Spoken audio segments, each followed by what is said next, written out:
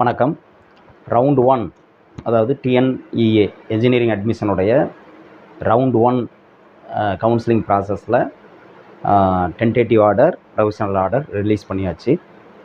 இதுக்கப்புறம் என்ன பண்ணணும், என்னென்ன ஸ்டேஜஸ் இருக்குது, யாருக்கு என்னென்ன ஆப்ஷன்ஸ், என்னென்ன சாய்ஸஸ் அப்படிங்கிறது தான் இந்த வீடியோவில் நம்ம பார்க்க போகிறோம். முதல்ல இந்த ப்ரொவிஷனல் அலாட்மெண்ட் ஆர்டர் வாங்கினவங்களுக்கு என்னுடைய வாழ்த்துக்கள். அதே போல் டென்டேட்டிவ் ஆர்டர் வாங்கியிருப்பீங்க சில பேர், அவங்களுக்கும் என்னுடைய வாழ்த்துக்கள். மற்றவங்களுக்கும் இந்த ரவுண்ட்லேயே நீங்கள் விரும்பின மாதிரி ஒரு நல்ல காலேஜ் கிடைக்கிறதுக்கு முதல்ல வாழ்த்துக்களை தெரிவிச்சுக்கிறேன். இப்போ இந்த ரவுண்டு 1ல் என்னென்ன ஆப்ஷன்ஸ் இருக்குது, அடுத்து என்ன அப்படிங்கிறது எல்லாமே நம்ம ஆல்ரெடி ஒரு வீடியோவில் போட்டிருக்கோம். கவுன்சிலிங் ப்ராசஸ் ஃபுல்லாக கம்ப்ளீட்டாக போட்டிருக்கோம். எப்படி சாய்ஸ் ஃபில்லிங் பண்ணுறது, கவுன்சிலிங் ப்ராசஸில் என்னென்ன ஆப்ஷன்ஸ் இருக்குது அப்படிங்கிறலாம் ஆல்ரெடி ஒரு வீடியோ போட்டிருக்கோம். இருந்தாலும் இப்போ இந்த ரவுண்டு 1ல் tentative order and provisional order release பண்ணியாச்சு இன்றைக்கி. இதுக்கப்புறம் என்ன போகுது, என்ன ஆப்ஷன்ஸ் நமக்கு இருக்குது, யாருக்கு என்ன ஆப்ஷன்ஸ் இருக்குது, யாருக்கு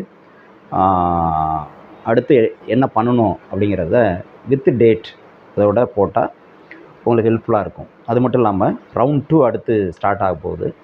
அவங்களும் இந்த வீடியோவை நீங்கள் முழுமையாக தெளிவாக பார்த்தீங்க அப்படின்னா, இங்கே ரவுண்ட் 1க்கு நம்ம என்னென்ன ஆப்ஷன்ஸ்லாம் சொல்லியிருக்கோமோ அதே தான் ரவுண்ட் 2லையும் உங்களுக்கும் வரப்போகுது. ஓகே, ஸோ நீங்களும் இதை பார்த்து தெளிவாக புரிஞ்சுக்கிங்க. இப்போது பாருங்கள், ரவுண்ட் 1ல் அக்செப்ட் அண்ட் ஜாயின் கொடுத்துருப்பீங்க.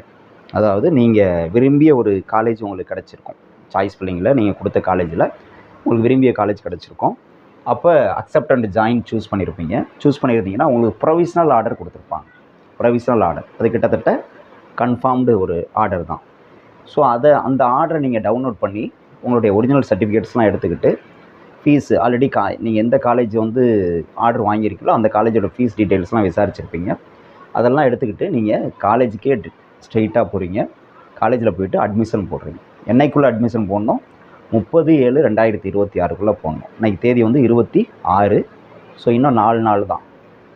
இன்றைக்கி சண்டே. ஸோ அப்போ மண்டே 27, 28, 29, 30 வியாழக்கிழமைக்குள்ளே நீங்கள் அந்த காலேஜுக்கு நேராக போயிட்டு அட்மிஷன் போட்டு முடிச்சிடணும். அட்மிஷன் ப்ராசஸை முடிச்சிடணும்.